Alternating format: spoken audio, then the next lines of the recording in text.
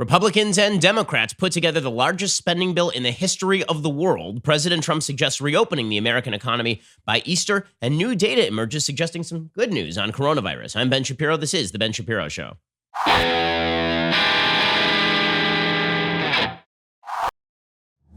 Today's show is sponsored by ExpressVPN. Protect your data from prying eyes at expressvpn.com/Ben. Not kidding about that. Lots of hackers out there. expressvpn.com/Ben. Okay, so a lot of big news happening in the world of coronavirus, which is the only news on planet Earth at this point, obviously. The biggest news, of course, is that very, very late last night, like early morning, the White House and Congress did strike a deal to deliver $2 trillion in government relief to a nation increasingly under lockdown, according to the New York Times. That $2 trillion in relief is only part of the spending here. The fact is that this, which is the biggest, it's not a bailout, but the biggest spending plan in the history of the world. I mean, not just the United States, in the history of the world, is only part of the deal here. The Treasury is also floating about $4 trillion in spending with regard to buying up commercial paper, buying up bank loans, and all of the rest. So what exactly is in this giant rescue bill? Well, a lot.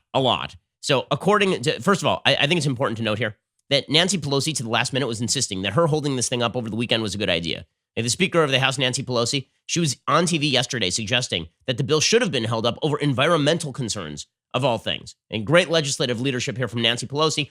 Basically, we end up with effectively a very, very close cousin to the deal that was rejected several times on Monday by the Democrats. Here was Nancy Pelosi just before the passage of this deal insisting the deal had to include environmental protections. Because I don't know about you, but when the entire world economy is on the brink of complete and utter disaster, the thing I am worried most about is forcing airlines to lower their carbon emissions. Here was Nancy Pelosi last night being an idiot. I do think that there is a whole concern in our country that if we're giving tens of billions of dollars to the airlines, that we could at least have a shared value about what happens to the environment. But that is that is an excuse, not a reason for Senator McConnell to go forward. Some of the other issues, like not fully extending family medical leave, not funding food stamps, I hope that will all change in the next few hours. But there are issues that are central to the well-being of America's families. Okay, I mean, priorities. The fact that this person was described as a legislative mastermind over the last year is insane to me. A person who surrendered to the squad and then proceeded to run a botched impeachment attempt and then, for no reason at all, held up a rescue package. By the way, it was the prospect of the passage of that rescue package that led to the single greatest jump in the Dow Jones Industrial Average in the history of the Dow Jones Industrial Average yesterday. It jumped over 2,000 points. Well, right now, at this hour, we're still waiting for Nancy Pelosi's go-ahead. She said that the new bipartisan agreement, quote, takes us a long way down the road in meeting the needs of the American people, but she didn't endorse it. She said House Democrats will now review the final provisions and legislative text of the agreement to determine a course of action. So she's still gumming up the works at least a little bit, but this thing appears to be a foregone conclusion at this point. So what exactly is in this thing? Well, there are a bunch of major spending provisions. Obviously, the New York Times has a rundown of some of the big provisions. They say the government will send direct payments to taxpayers. Lawmakers have agreed to provide $1,200 in direct payments to taxpayers with incomes up to $75,000 per year. By the way, it's an insane provision. The Democrats basically made it that if you make over $75,000 per year, you're going to have to pay that back to the government. So the government destroyed your job. The government destroyed your business. And now the government's going to sign you a check with the proviso that you have to pay it back if you make more than $75,000 per year. By the way, those are the people who make $75,000 per year who are probably in the long term going to be hit the hardest, not because they're the ones making the least money. Obviously, there are people who are making less money, but because those are the ones who are going to see the greatest gap between what they were making and what they are currently making, namely the difference between $100,000 and zero, as opposed to a person who's already on food stamps or welfare, or a person who's already on unemployment, or a person whose salary may drop from $60,000 to $35,000. If you drop from $75,000 to zero, that is actually a bigger drop. Now, again, that doesn't mean that poor people don't deserve the money. People who are poor do deserve the money. But the point is the people who are running the businesses are the people who are hiring the poor people. And a lot of those people are now being floated basically zero interest loans that are non-forgivable. According to the federal government, let's put it this way. If the Republicans had proposed this, everybody would be up in arms. Democrats proposed it. So, of course, it's no big deal at all. Families would receive $500 per child in an attempt to create a safety net for people whose jobs and businesses are affected by the pandemic. By the way, you get no money, none, if you earn more than $99,000 a year. So you get $1,200 in direct payments, up to $75,000 if you earn $75,000 last year, which, by the way, that's not what you're earning this year, not in this economy. So the means testing this stuff is very bizarre. Okay, and ending for people who earn more than $99,000 a year at all. So if you earned $100,000, you and your spouse, then presumably you make nothing. You go home with zero. Okay, unemployment benefits do grow substantially. They go to many more Americans. Lawmakers agreed to a significant expansion of unemployment benefits that would extend jobless insurance by 13 weeks and include a 4-month enhancement of benefits. That is not a grave change from over the weekend. Over the weekend, the Republicans were already proposing 3 months of extension of jobless insurance and enhancement of benefits. It has moved up by 1 month. Democrats wanted it to be 6 months. Really, Democrats wanted it to be permanent. The program was broadened to include freelancers, furloughed employees, and gig workers such as Uber drivers. So, those people need to make money as well, obviously. It's going to be kind of hard to tamp down exactly how much money those people were making in the first place. Small business will receive emergency loans, but only if they keep their workers. So if you're a small business and you're preparing for the future and you're saying to yourself, okay, we're not going to have the same customer base 2 months from now that we do now, which is obviously true, then you have to keep your workers in order to receive the loan in the first place, which again is a bizarre situation because it just means mass layoffs in 2 months.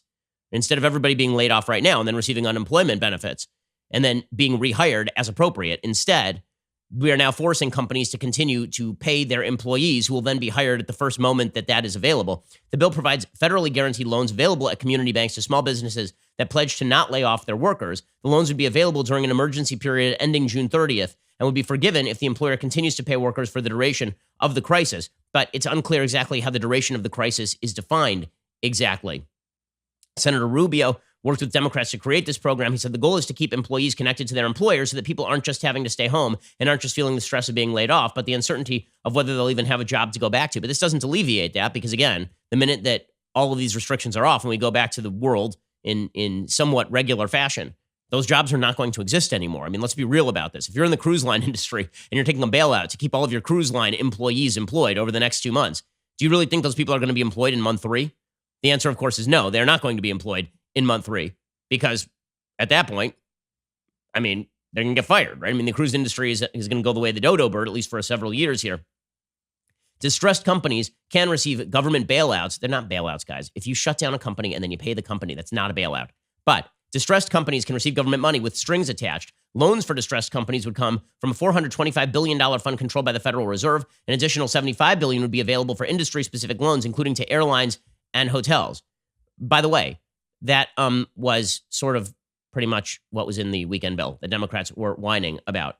The creation of the Federal Reserve Fund was one of the chief sticking points in negotiations because people were worried about the 2008 Wall Street bailout. Democrats pressed for immediate disclosure of recipients and stronger oversight, including installing an inspector general and congressionally appointed board to monitor it, which, again, I don't have any problem with. Companies that benefit could not engage in stock buybacks while receiving government assistance and for an additional year after that. Okay, I have a question about the additional year after that. It's one thing to say no stock buybacks because we're trying to keep people employed right now. If you're worried about the stock market, you idiots, you're going to need companies to buy back their own stock if they feel that their stock is undervalued. Okay, that's all a stock buyback is. If your company is being undervalued on the open market and you wish to regain more control of your company, one of the things that you're going to have to do is buy back stock. Okay, particularly in a situation where the stock market is falling precipitously. You want 401ks to go back up. You're going to need Amazon to be able to buy back its own stock. Democrats also secured a provision ensuring that Trump's family businesses or those of any other senior government officials cannot receive loan money through the fund. Okay, so question, why are Trump's employees worse than other employees? It is one thing if he's getting exorbitant money. I mean, we're going to see that through disclosure rules, but I'm just wondering why Trump is being singled out this way. Or, by the way, anybody else who's employed by a business that is connected to one of the senators or Congress people. There are a lot of employees who are working for businesses that are tangentially connected to members of Congress. Okay, hospitals would receive aid. The agreement includes $100 billion for hospitals and healthcare systems across the nation.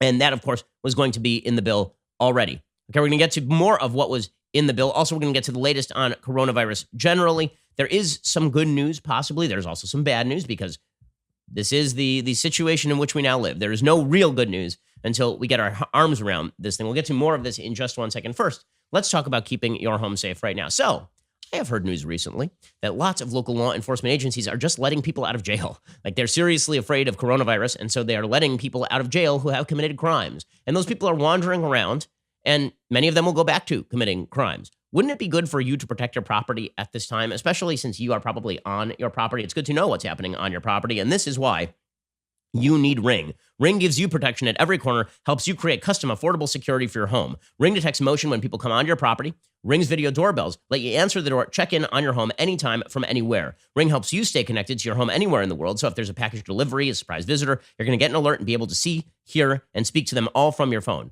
I've always been paranoid about security, now more than ever. And this is why I have Ring devices all over my house. I mean, I'm making sure that my property is safe and secure at all time. I have 3 small children. I want to know what's going on here all the time, and that's why I have Ring. Get a special offer on the Ring Welcome Kit when you go to ring.com/Ben. The Welcome Kit includes the Ring Video Doorbell 2 and Chime Pro. It's all you need to start building custom security for your home today. Just go to ring.com/Ben. That is ring.com/Ben.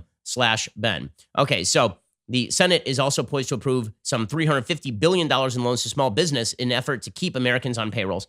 A major challenge in the negotiations was that $500 billion, is according to the Wall Street Journal.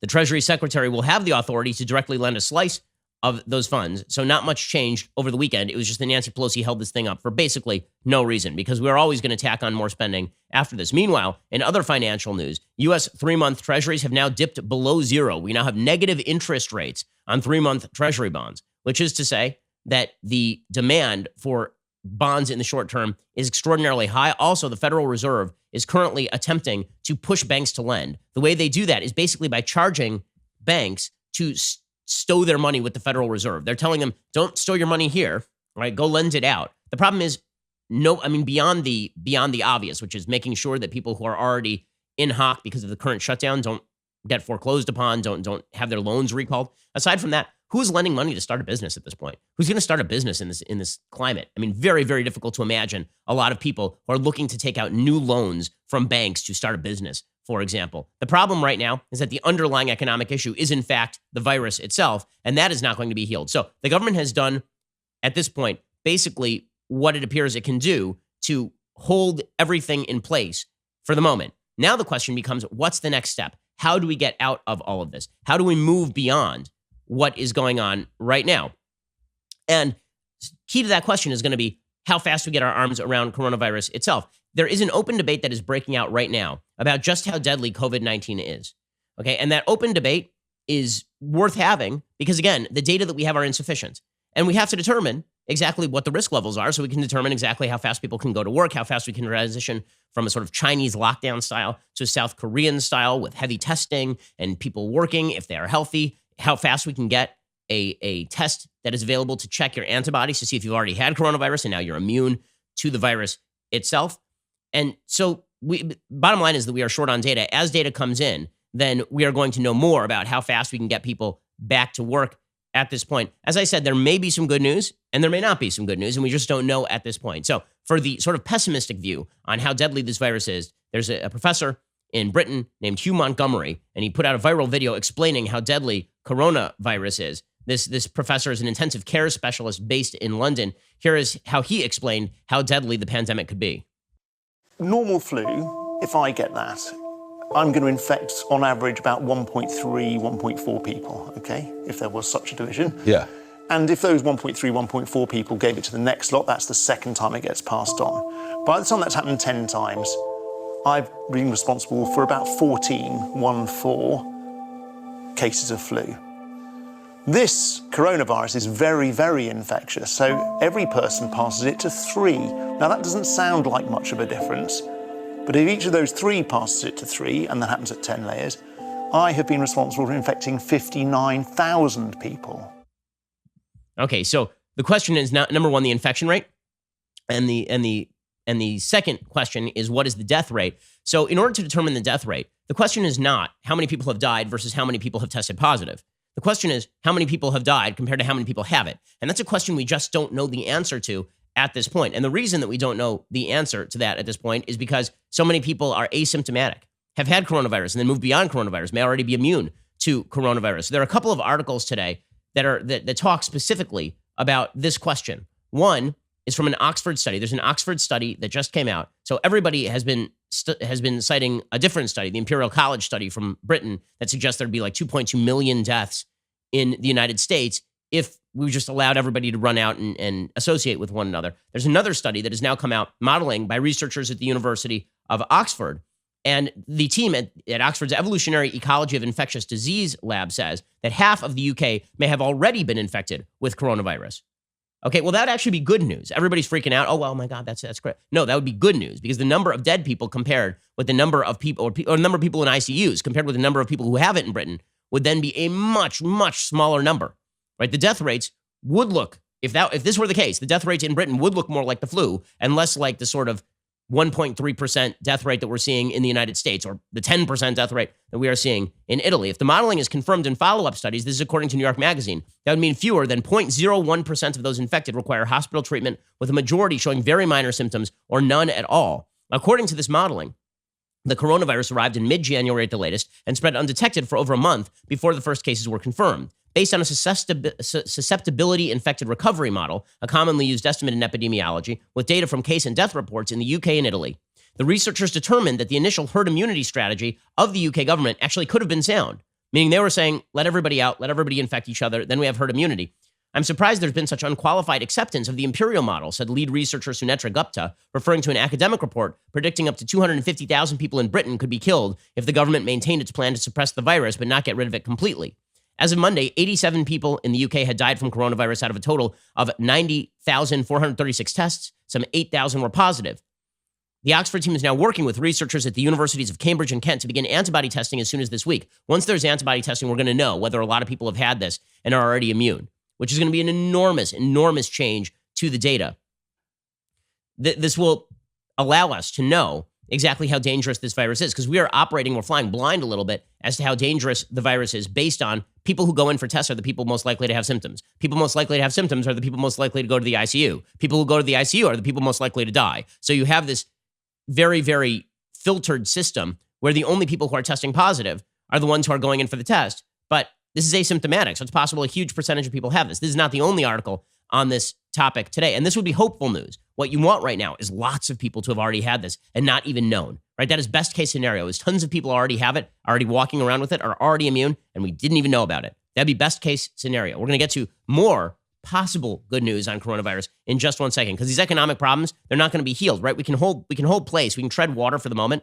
We can't do it forever, right? We can't have the Fed floating negative interest rates forever without the dollar being completely undermined and people starting to lose faith in the full faith and credit of the United States. And there has to be an underlying economy for people to borrow on the back of. Otherwise, you basically have governments just borrowing from each other. And that right there is essentially a Ponzi scheme. Okay, we're going to get to more of the possible good news in just 1 second. First, let us talk about the fact that if there's something wrong with your car, you probably want to order parts online instead of going into a store. Right now, those stores are probably not even opening. I mean, we got to be engaged in social distancing and be at home anyway. So why exactly would you not order a part from rockauto.com? You should do this even when you can go to a store, but certainly when you can, rockauto.com is your best case solution. Rockauto.com has all the parts you're going to need, the specific part for your car. They have the same prices for specialists and for members of the general public, and they make it really quick and really easy. Also, their prices are fantastic. The rockauto.com catalog is unique, remarkably easy to navigate. They always offer the lowest prices possible rather than changing prices based on what the market will bear. For example, the Delphi FG 1456 fuel pump assembly for the 2005 to 2010 Honda Odyssey is $353.99. At Advance, it's only $216.79 at rockauto.com. So you're going to get it cheaper and you're going to get a better part than the sort of generic part that you might have to get off the shelf. RockAuto.com is a family business, definitely worth supporting in these times. Go to RockAuto.com right now. See all the parts available for your car or truck. Write Shapiro in their How Did You Hear About Us box so they know that we sent you. Go to RockAuto.com right now. See all of those parts right this very instant. Okay, so as I say, it's not just the Oxford study suggesting that there may be tons and tons and tons of people out there who have this thing and don't even know it. There are two doctors, professors of medicine at Stanford. One, his name is Aaron Ben-David, and another one is Jay Bhattacharya. And they have a piece in the Wall Street Journal called, "Is the Coronavirus as Deadly as They Say?" They say fear of COVID-19 is based on high estimated case fatality rate. 2% to 4% of people with confirmed COVID-19 have died, according to the WHO and others. So if 100 million Americans ultimately get the disease, 2 million to 4 million could die. We believe that estimate is deeply flawed. The true fatality rate is the portion of those infected who die, not the deaths from identified positive cases, right? This is what I've been saying right here. It is not, the question is not how many people die over how many people have been tested positive. The question is how many people die over how many people have this thing, period, or have had it in the last couple of months. The degree of bias is uncertain because available data are limited. It could make the difference between an epidemic that kills 20,000 and one that kills 2 million people. If the number of actual infections is much larger than the number of cases, then the true fatality rate is much lower. That's not only plausible, but likely, say these two professors of medicine at Stanford. Population samples from China, Italy, Iceland, and the US provide relevant evidence. On or around January 31st, countries sent planes to evacuate citizens from Wuhan, China. When those planes landed, the passengers were tested for COVID-19 and quarantined. After 14 days, the percentage who tested positive was 0.9%. If this was the prevalence in the greater Wuhan area on January 31st, then with a population of about 20 million, greater Wuhan had 178,000 infections, about 30-fold more than the number of reported cases. They're saying that the people who are flying, let's say that those people are representative of the general Wuhan population. By the way, it is likely that that is actually underrepresentative of the generalized Wuhan population because those are the people who can afford to leave the country and come back to other countries. The fatality rate, according to these stats, would be 10-fold lower than the estimates based on reported cases. Next, the northeastern Italian town of Vo, near the provincial capital of Padua. On March 6th, all 3,300 people in Vo were tested. 90 were positive. That's a prevalence of 2.7%. If you apply that prevalence to the whole province, which has about 1 million people, which had 198 reported cases, that means there were actually 26,000 infections at the time. That's more than 130-fold the number of actual reported cases. Since Italy's case fatality rate of 8% is estimated using confirmed cases, the real fatality rate would not be 8%, it would be 0.06%, which is actually lower than the flu fatality rate. The flu fatality rate is 0.1%. In Iceland, Decode Genetics is working with the government to perform widespread testing, say these columnists for the Wall Street Journal and professors of medicine at Stanford. In a sample of nearly 2,000 entirely asymptomatic people, researchers estimated disease prevalence of just over 1%. Iceland's first case was reported on February 28th, weeks behind the U.S. It's plausible that the proportion of the U.S. population that has been infected is double, triple, even 10 times as high as the estimates from Iceland. That also implies a dramatically lower fatality rate. They say the best, albeit very weak evidence in the U.S. comes from the NBA. Between March 11th and 19th, a substantial number of NBA players and teams received testing. By March 19th, 10 out of 450 rostered players were positive. Since not everyone was tested, that represents a lower bound on the prevalence of 2.2%, meaning 10 out of the 450 rostered players were positive, but it probably is a much larger number. The NBA isn't a representative population. Contact among players may have facilitated transmission, but we have extended the lower bound assumption to cities with NBA teams like Memphis or something. We get 990,000 infections in the United States. The number of cases reported in the U.S. was 13,677, 72-fold lower. These numbers imply a fatality rate from COVID-19 orders of magnitude smaller than it appears. So how can we reconcile these estimates with epidemiological models, say these columnists? First, the test used to identify cases doesn't catch people who are infected and recovered because it's not an antibody test. Second, testing rates were woefully low for a long time and typically reserved for the severely ill. Together, these facts imply that the confirmed cases are likely orders of magnitude less than the true number of infections. Epidemiological modelers haven't adequately adapted their estimates to account for these factors at all. They say the epidemic started in China sometime in November or December. The first confirmed U.S. cases included a person who traveled from Wuhan January 15th. It's likely the virus was here before that because tens of thousands of people were traveling from Wuhan to the United States in December. Existing evidence says that this thing is really, really transmissible. An epidemic seed on January 1st implies that by March 9th, about 6 million people in the United States would have been infected. As of March 23rd, according to the Centers for Disease Control and Prevention, there were 499 COVID-19 deaths in the U.S. If 6 million cases is accurate, that's a mortality rate of 0.01%, which is 1/10 the mortality rate of the flu. This doesn't mean that COVID-19 is a non-issue.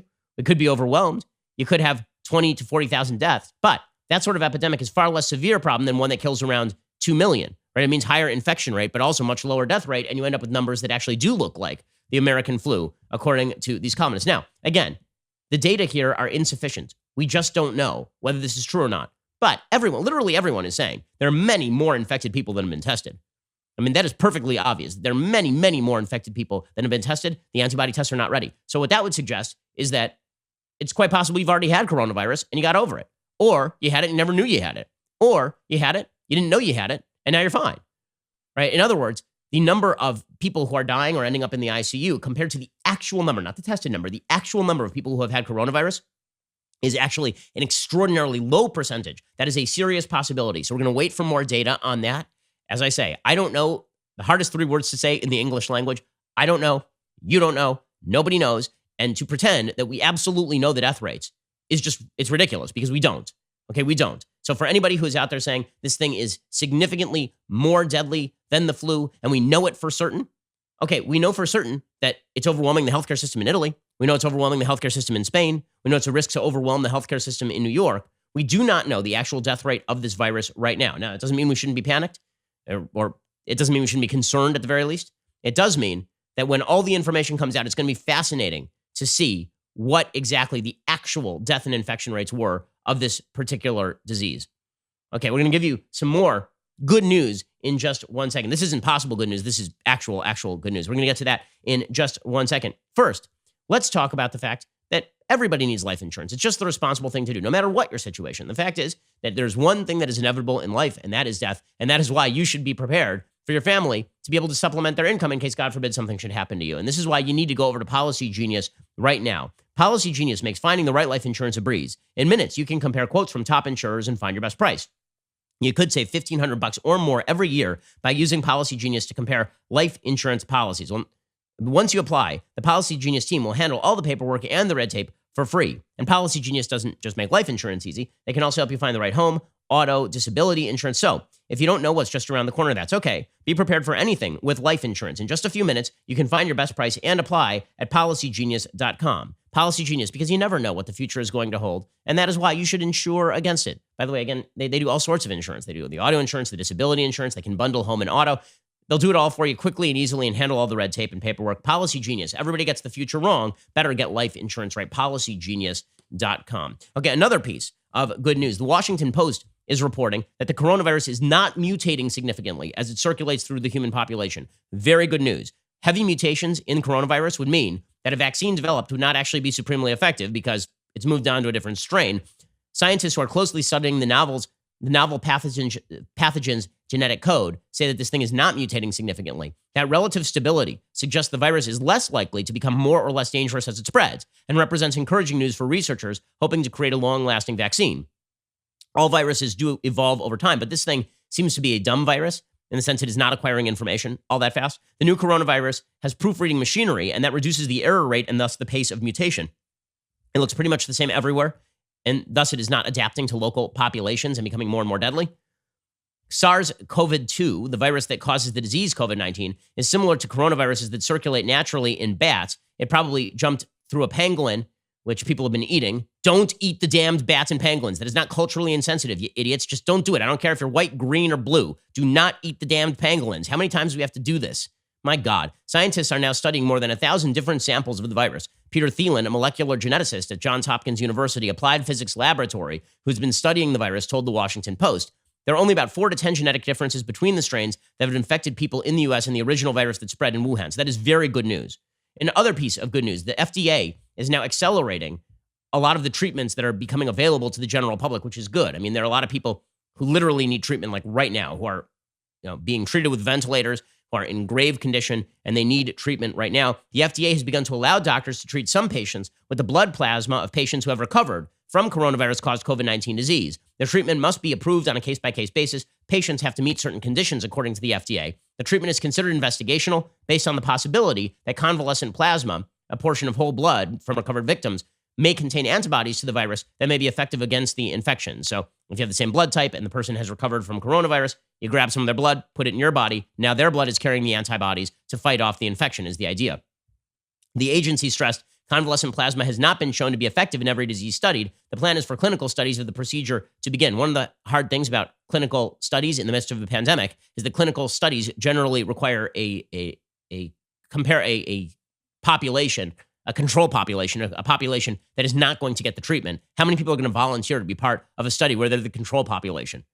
If you're in serious trouble, the last thing you want to be is part of the control population. You want the treatment.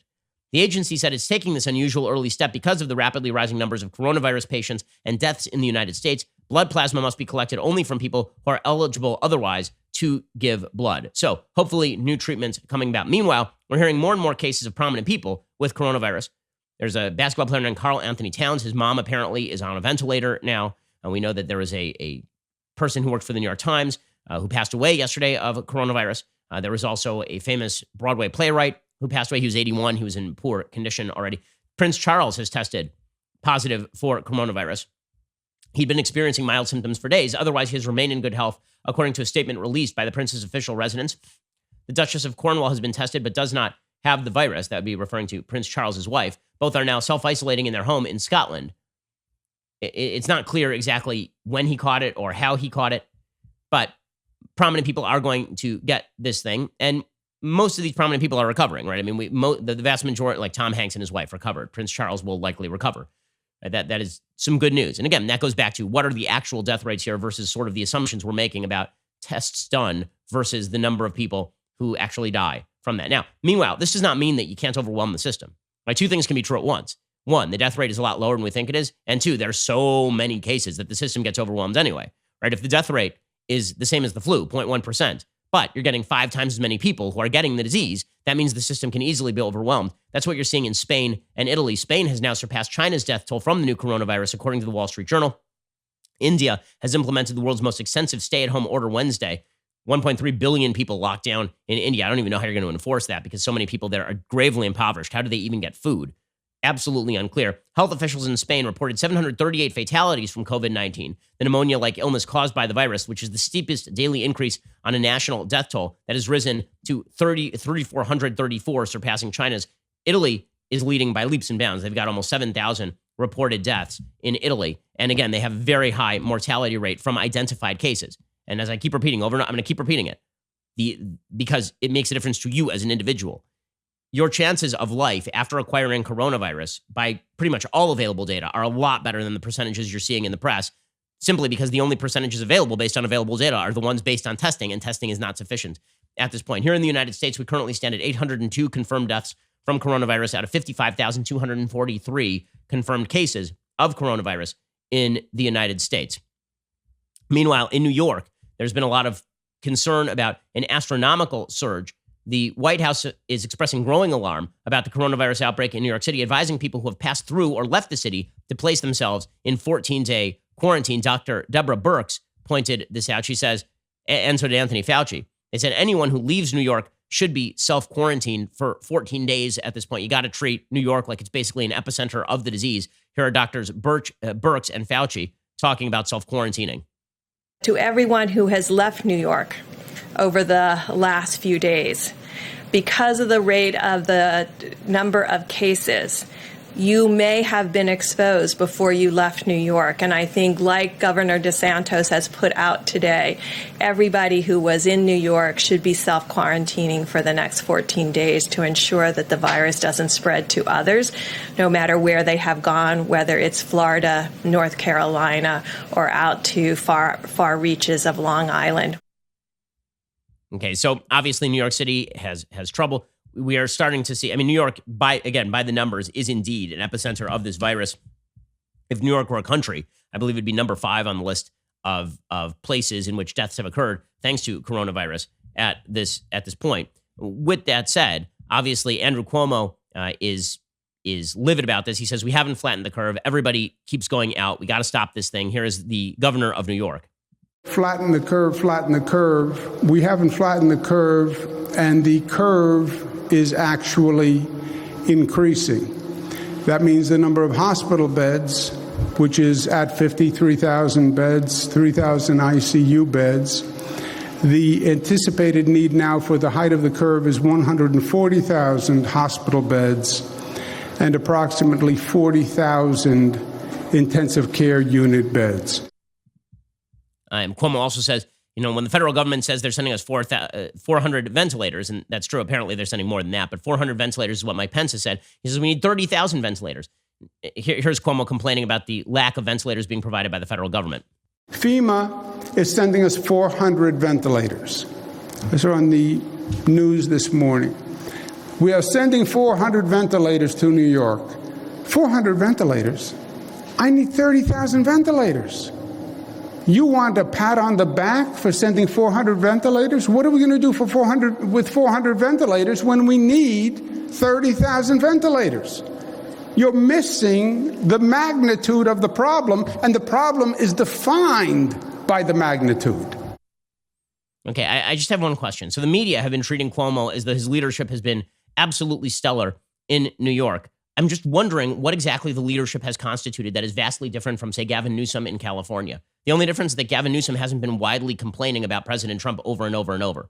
Right? The New York Times has an article says how Cuomo, once on the sidelines, became the politician of the moment. With his coronavirus briefings, Governor Andrew Cuomo has emerged as an authoritative voice in the crisis. I have a question. Why? Like, really, a serious question. Why? Like, his pressers are informative. I don't know that they're any more informative than the White House's pressers. All it seems to me is that the media are very happy that Cuomo keeps yelling at the White House. But I'm just wondering, like, he's the governor of a state. Does he think that President Trump just snaps his fingers and then the ventilators magically appear? Is anyone, like, it's a source of grave irritation to me when members of the media suggest that if only we just did what Cuomo said, if we just nationalized the factories, that overnight Ford, which produces cars, would start producing hundreds of thousands of ventilators. If only that magic man, Andrew Cuomo, were in control of the government and used the power of the federal government, ventilators would magically begin appearing, pop out of nowhere, using the Star Trek replicator in New York City hospitals. That's not the way any of this works. And the fact that Cuomo is shouting about this and asking for more things and that Trump is giving them as they come in. I mean, this is why you see, even Cuomo will basically say this, right? He on the one hand, he'll say, what are they bragging about 400 ventilators? We need more. And then he'll be like, and yes, they also give us everything we need. There's literally video of him talking about, like, whenever we talk with the feds, they basically give us what we ask for so far as they are capable of doing. So so my question is, why exactly is Cuomo being hailed as the quote unquote politician of the moment? Like, why? According to the New York Times, the governor repeatedly assailed the federal response as slow, inefficient, and inadequate, far more aggressively than he had before. Cuomo was once considered a bit player on the national stage, an abrasive presence who made his share of enemies among his Democratic Party peers. But now he is emerging as the party's most prominent voice in a time of crisis. His briefings, articulate, consistent, often tinged with empathy, have become must-see television.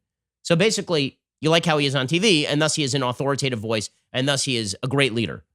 Okay, I'm unaware of how his leadership has radically changed things in New York any differently, again, than Gavin Newsom, my idiot governor here in California, has radically changed things.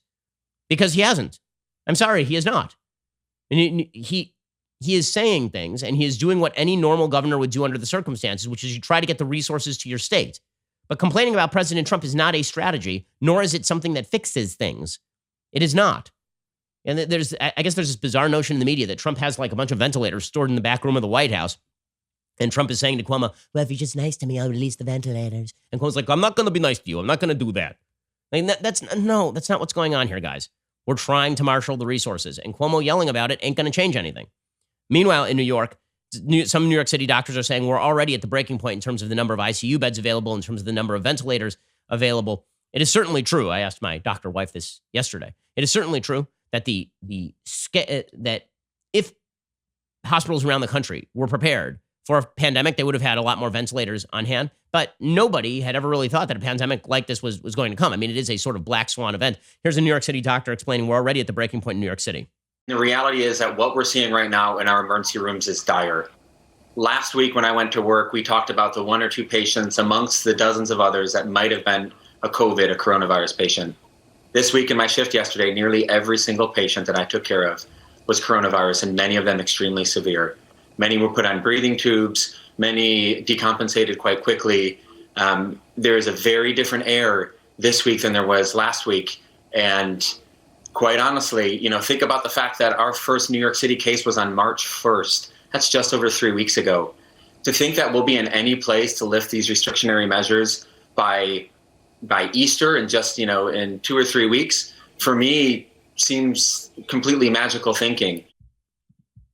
Okay, so there obviously is a lot of alarm in New York City. There should be a lot of alarm in New York City. And again, I don't know how that makes Cuomo a great leader or anything, but everybody's doing their best. Look, we're all muddling through, and that's basically the theme here. Now, President Trump, for his part, he is saying, listen, at a certain point here, we're going to have to think about how we open up the economy again, because we cannot do this interminably.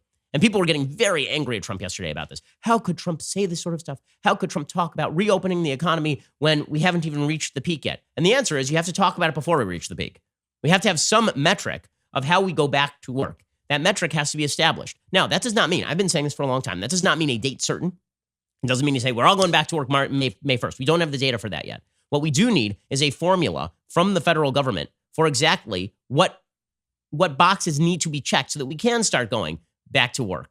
We're going to get to this in just 1 second. The strategy of how we go back to work and how we make all of this happen.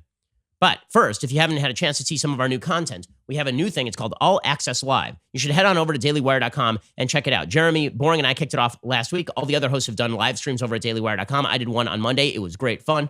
I literally sat here in a short sleeve shirt. I know they exist. I wear them, and played some music for y'all. And we all hung out together, took some questions. It was a lot of fun. All Access Live is a lot more laid back than our normal programming. It's less focused on bringing you news and information, more about just hanging out with you at the end of a long day and hanging out together, since we are all locked up in our homes at this point. I think it's coming from a positive, heartfelt place, and I think everybody is enjoying it a lot. The show is intended for All Access members in the long term, but right now, during the national emergency and this time of sort of social isolation, we've opened it up to all of our members, and in doing so, we've accelerated the launch. So please let us know what you think of it. If you're around at 8 p.m. Eastern, 5 p.m. Pacific tonight, join us on All Access Live over at dailywire.com. Do we know who's hosting it tonight? It was Noel's last night. So I assume that I guess Matt Walsh is doing an All Access Live tonight. So you can hang out with Matt and get your morose and depressing answers from Matt Walsh, as well as religiously strict answers from Matt Walsh tonight over at dailywire.com. You should join us. It really is a party, at least as much of a party as it can be in the midst of a global pandemic. Come hang out with us over at dailywire.com. We are the largest, fastest growing conservative podcast and radio show in the nation.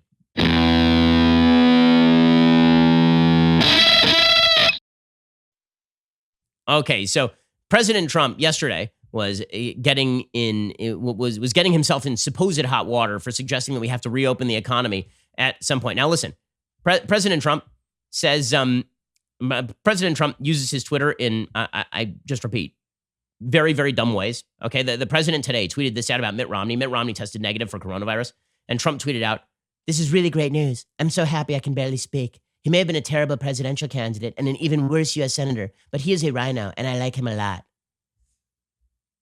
Really, really, presidential leadership right there. The solid stuff. Like, shut down the Twitter. Shut it down, okay? It's not helpful. It's just not helpful at all. But with that said, did President Trump do anything wrong when he suggested that he wants us to go back to work?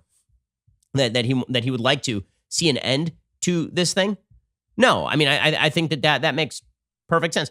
President Trump said yesterday that shutting everything down is one of the most difficult decisions he's ever made. Well, it should be. It's the most consequential economic decision in the history of mankind. So yeah, I would assume it's one of the most difficult decisions he's ever made. Here's President Trump yesterday. A few people walk into the Oval Office, say, "Sir, we have to close up the country." And I said, "What are you talking about?" And that, Mr. President, must have been a very difficult thing to accept. One of the most difficult decisions I've ever made, because I knew that when you do it, as soon as you do it, you're going to drop. I mean, they're talking about 20 or 25 points of GDP. Nobody's ever heard of 25 points. If we went down a point, that's a big deal. Now, all of a sudden, you're basically turning off the country. I said, this has never been done before. What are you talking about?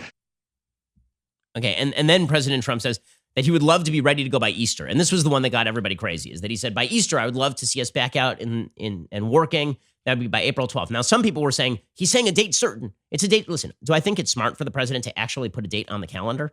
I don't think it's actually smart for the president to do that, because either we hit the date or we don't hit the date. If we don't hit the date, then the suggestion is going to be that Trump blew it. And if we do hit the date, then the suggestion is going to be that Trump accelerated beyond what the evidence showed. You know, saying that this is a matter of weeks, not months, which he said on Monday, I thought I was all in favor of that. Him saying weeks, not months, I think is good. Him saying a date certain, or at least suggesting even a date, it really isn't a date certain, but suggesting a date, I think sets up an unrealistic expectation. But here was President Trump saying he'd love to be ready to go by Easter. I'd love to have it open by Easter. Okay, I would love to have it open by Easter. I will tell you that right now. I would love to have that.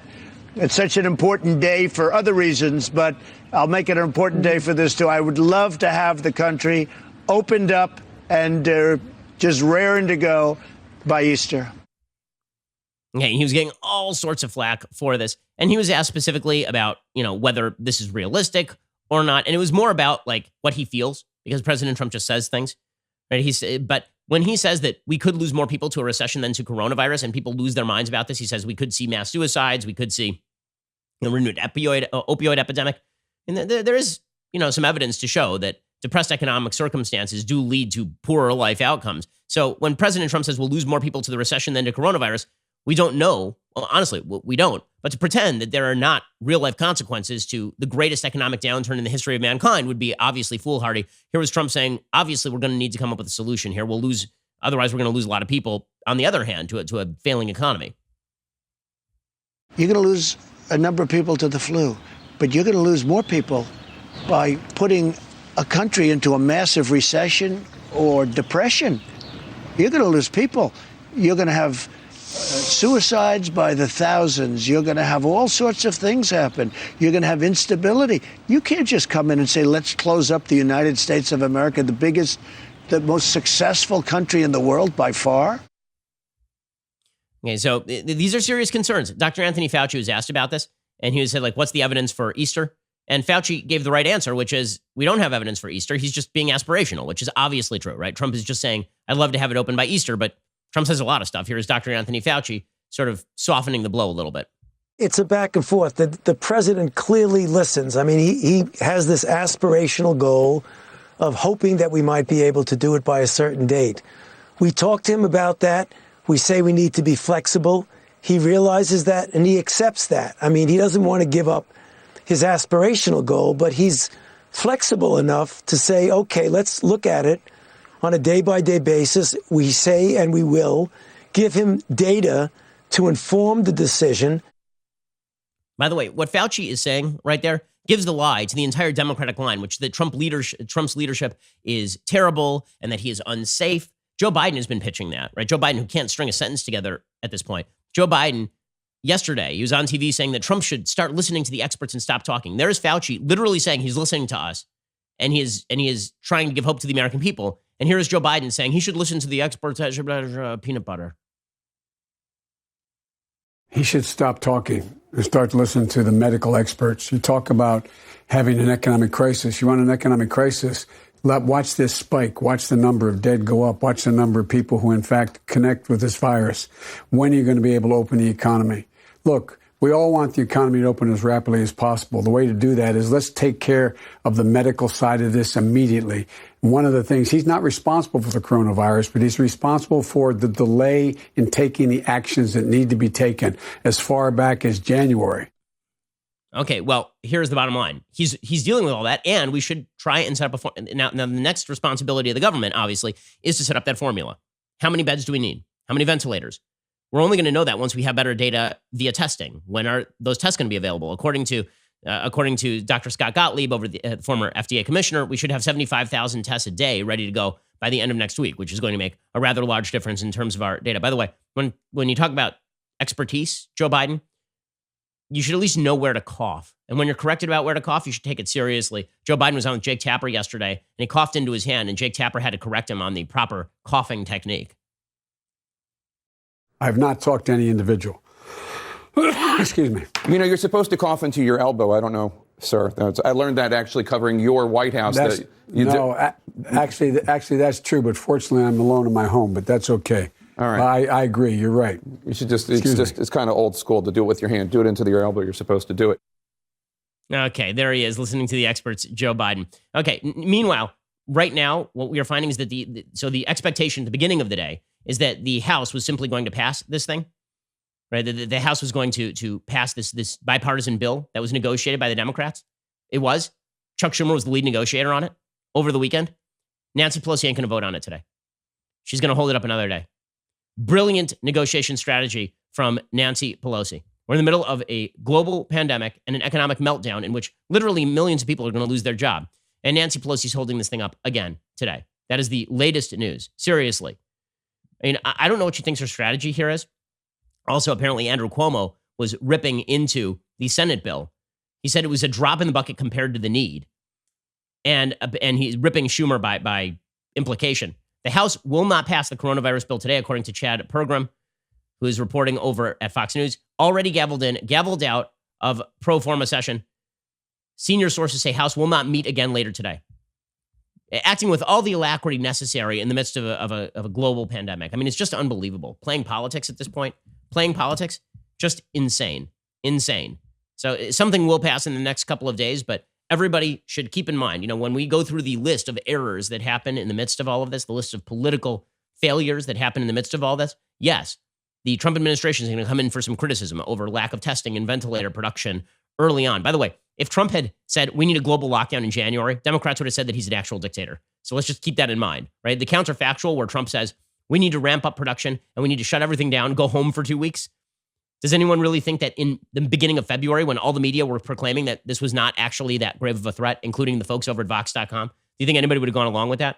With that said, that was a failure. Now we are experiencing the failure that attends to a Democratic Party that is much more driven by pleasing its radical base on environmental issues than on saving the economy. Okay, time for a thing that I like, and then we'll do a quick thing that I hate. So things that I like. As you all know, we're really grateful for our sponsors here over at dailywire.com. One of our chief sponsors is Birch Gold. If ever there has been a time to think about diversifying into gold, now might be the time. Goldman Sachs is actually encouraging people to diversify into gold. I had a chance to sit down late last week with a spokesperson for Birch Gold, and here is what that sounded like. So, folks, today for things I like, one of the things that I like are our sponsors here at the Ben Shapiro Show. Obviously, in chaotic times, we rely a lot on our sponsors, and we ask that you patronize our sponsors. But the folks over at Birch Gold Group are some of the most trustworthy people I know, and they are very trustworthy, obviously, when it comes to diversification and putting some of your money into precious metals. Joining us on the line is Philip Patrick, precious metals specialist for Birch Gold Group. Phil, thanks so much for joining the show. Really appreciate it. Thank you for having me, Ben. Thank you. So let's start off with a quick market analysis. Obviously, the coronavirus has absolutely tanked the market. That's not a shock. It's an exogenous shock to the market. Plus, the governments around the world are basically shutting down nearly every business. People are being told to stay home. But are there underlying market fundamentals that we should have been concerned about even before this with regard to the economy? The answer is yes, and you and I have discussed this, I think, in the past. But the issues that we have today in the markets, I think, certainly predate the coronavirus. We've been at the longest bull run in market history, and we've been there for really the last 10 months or so. So I think timing for a while now has suggested corrections on the cards. The bubble really, I would say, has been fueled over the last 11 years, really by policy, right? Low interest rates, pumping money through the markets through quantitative easing, corporate buybacks at the highest levels in history. What I will say about the coronavirus is, look, if you'd asked me at the beginning of the year when I felt the markets would correct, my feeling was later in the year, right? Third or fourth quarter. What I think it's done is acted as a black swan, if you will, this unforeseen event, and essentially become a catalyst. I think it's pulled the time frames forward, and I think ultimately exacerbated the issue. And for me, this is really, really important. I think what's happened is we've turned from a financial crisis to an economic crisis. 2008 was clearly a financial crisis, right? And what happened? The government stimulated, right? Pumped money through the markets, dropped interest rates, and it ultimately pulled us out. We've tried that today. I mean, the Fed just pumped a ton of money through the markets, biggest rate cut since 2008. It had no effect. The market kept spiraling down. This has really become an economic crisis, and I think it's fairly obvious, right? You left your house in 2008, people were spending. They were in bars and coffee shops and restaurants. Today, it's a ghost town here in the United States and globally. That significantly exacerbates the issue, right? It millions of jobs are at risk, people not spending. It creates a major, major issue.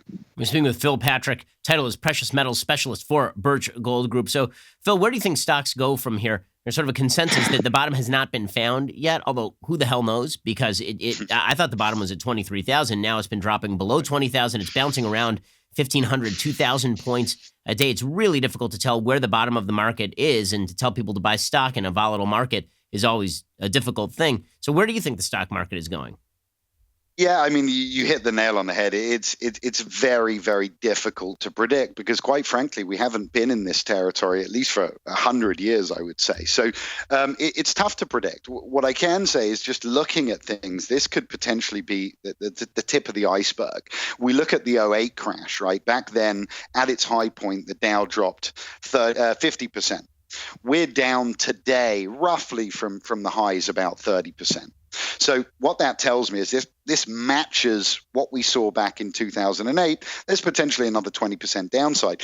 My concern, however, is this could be, and we sort of addressed this a moment ago, but it could be much, much worse than 2008. And something I look at, and I think I've mentioned before on the show, is cyclically adjusted PE ratios, price to earnings ratios, even with the downside that we've seen, the cyclically adjusted price to earning ratio is roughly about 23 today. The historical average sits at about 16. What that means is if we just go to an average multiple in the markets, it puts us down 31% from where we are today.